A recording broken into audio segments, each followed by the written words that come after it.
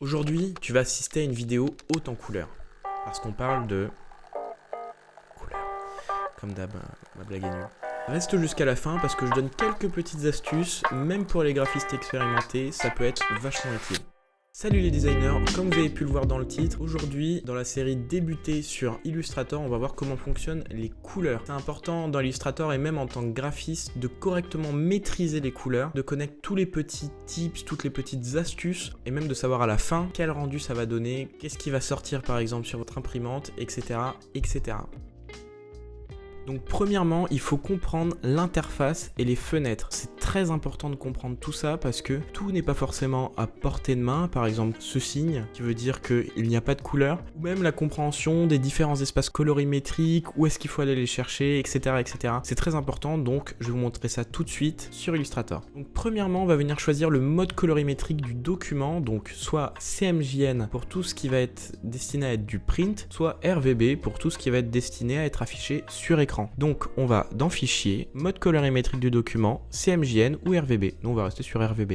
Donc étape 2, on active la fenêtre des couleurs. Et donc pour activer la fenêtre des couleurs, c'est très simple. On va dans Fenêtre, ici on appuie sur Couleurs. Évidemment, pour certains, il n'y aura pas guide des couleurs et nuancier qui seront là. Vous avez juste à appuyer sur Fenêtre et ensuite vous allez chercher Nuancier qui est à N et guide des couleurs qui est à G. Pour certains aussi, ça va s'afficher de cette manière-là. Pour agrandir et voir un peu plus le panel de couleurs, vous pouvez tout simplement étendre de cette manière-là pour, on va dire, rendre la chose plus accessible. Ici, vous voyez que j'ai une barre d'outils qui est vachement grande. N'hésitez pas aussi à aller activer la barre d'outils, avancer, et comme ça, vous aurez toutes les options disponibles pour votre barre d'outils. Donc là, j'ai agrandi pour que ça soit plus simple pour vous. Ici, pour comprendre comment fonctionnent les couleurs, la partie du carré qui va être plein, donc qu'on peut retrouver juste à cet endroit-là, ça va représenter toutes les couleurs qui vont représenter le fond. En revanche, la partie qui va être juste ici de cette manière-là, creusée, entre guillemets, qui fait les contours, c'est justement tout ce qui va concerner les contours, ce qu'on peut voir en noir là. Et donc, pour tester, si ici, on vient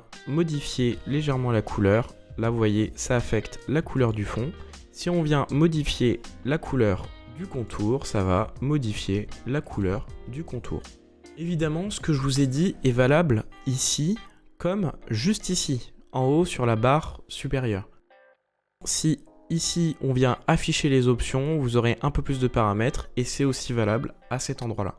Là, vous avez vu, les indicateurs sont affichés avec un carré blanc et une barre qui vient couper. Évidemment, c'est pas ce qui va s'afficher. Là, c'est un code tout simplement pour dire que il ne va rien s'afficher, justement, que ça va être transparent, qu'il n'y aura rien dans notre cercle. Là, si on vient créer un carré, vous voyez, il n'y a rien dans notre carré. On va le mettre sur le côté. Là, vous voyez, il n'y a rien du tout dans notre carré.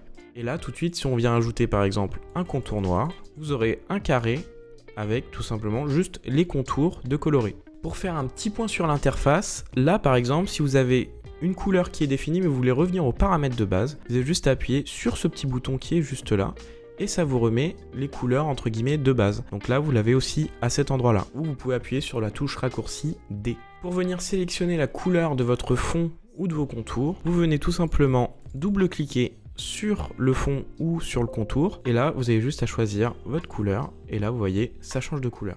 Donc tout à l'heure on a vu comment afficher les options, mais maintenant si vous voulez modifier ici le mode de colorimétrie, vous avez juste à venir faire clic droit et là choisir tous les modes de colorimétrie, par exemple TSL, donc teinte, saturation, lumière. Et donc ici vous pouvez venir modifier les couleurs de cette manière aussi. Maintenant on veut savoir comment enregistrer une couleur, par exemple si une couleur nous plaît.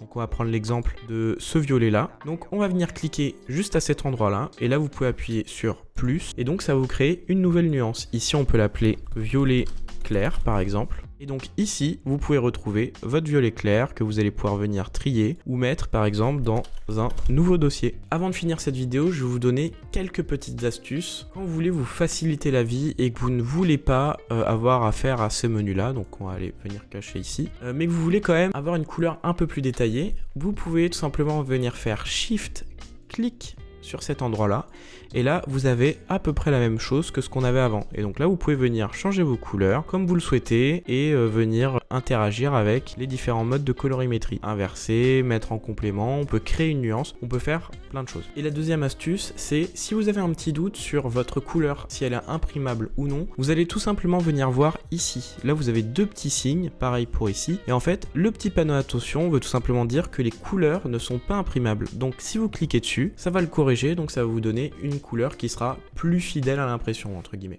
Et voilà, c'est déjà la fin de cette vidéo. Je vous remercie énormément d'avoir regardé la vidéo jusqu'à la fin.